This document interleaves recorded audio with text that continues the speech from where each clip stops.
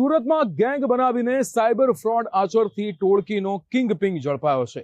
અંદાજે 1550 કરોડનો આ ફ્રોડ કરનાર આરોપી દિવ્યેશ ચક્રાણી કે જે દુબઈથી આવ્યો અને એરપોર્ટ પર તેને ઝડપી લેવામાં આવ્યો છે. હવે આ દરમિયાન તેની પાસેથી અનેક મોટા ખુલાસા થાય તેવી શક્યતા છે.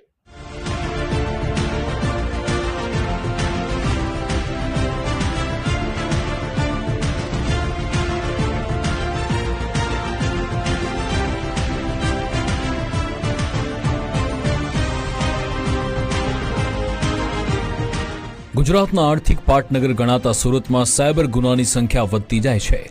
ઉધના પોલીસ સ્ટેશનમાં દાખલ થયેલી 1550 કરોડના સાયબર ઠગાઈની ફરિયાદના કેસમાં મોટી સફળતા મળી. આ કરોડોની ઠગાઈના મુખ્ય આરોપી પૈકી એક દિવ્યેશ ચક્રાણીને સુરત પોલીસે એરપોર્ટ પર ઉતરતાની સાથે ઝડપી લીધો. અનેક લોકોના ખિસ્સા હળવા કરી માસ્ટરમાઇન્ડ આરોપી દિવ્યેશ ચક્રાણી ગુનો નોંધાતા જ દુબઈ ભાગી ગયો હતો.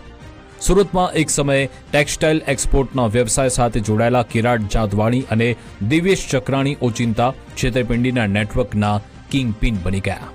સુરતમાં થોડા વર્ષો પહેલા જ કિરાટ જાદવાણી અને દિવ્યેશ ચક્રાણી ટેક્સટાઇલના વ્યવસાયમાં ભાગીદાર હતા, પરંતુ 3,50,00,000ની મોટી ખોટ જતા બંનેએ ધંધો છોડવાનું નક્કી કર્યું.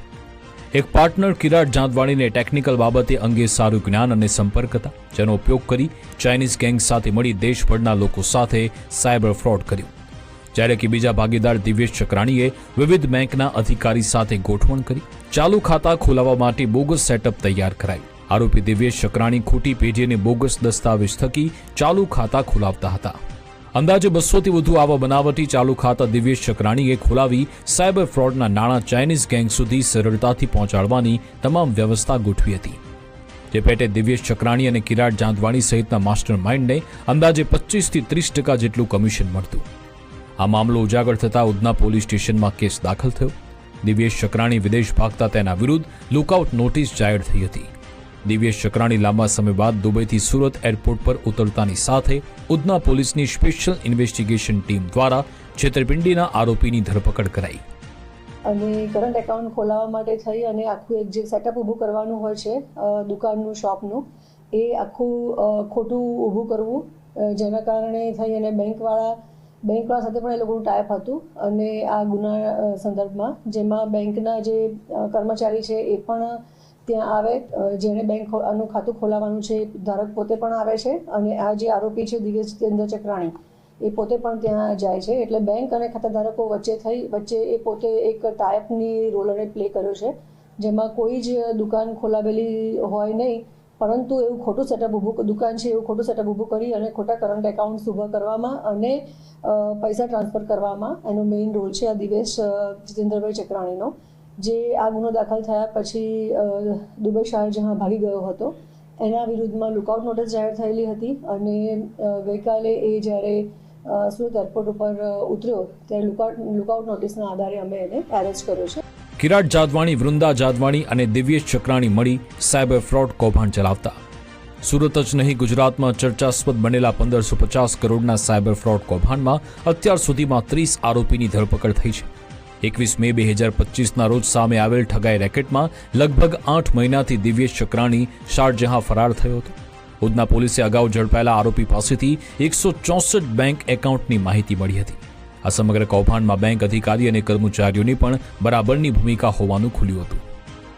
અત્યાર સુધી જે અમારું આ 1550 કરોડનું જે સાયબર ફ્રોડની ફરિયાદ દાખલ થયેલી છે ઉધના પોલીસ સ્ટેશનમાં, એમાં 29 જેટલા આરોપી અમે અરેસ્ટ કરેલા છે. આ 30મો આરોપી છે જેને અમે લુકઆઉટ નોટિસના આધારે અટક કરેલો છે.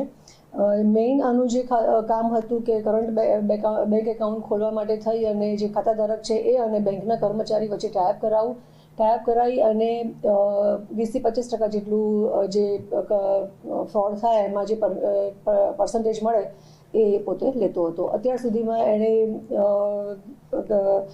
મોર દેન 200 ઉપરના જેટલા પણ ખાતાધારકો છે એમનો કોન્ટેક્ટ કરાવી અને આ રીતના કરંટ એકાઉન્ટ્સ ખોલાવેલા હતા.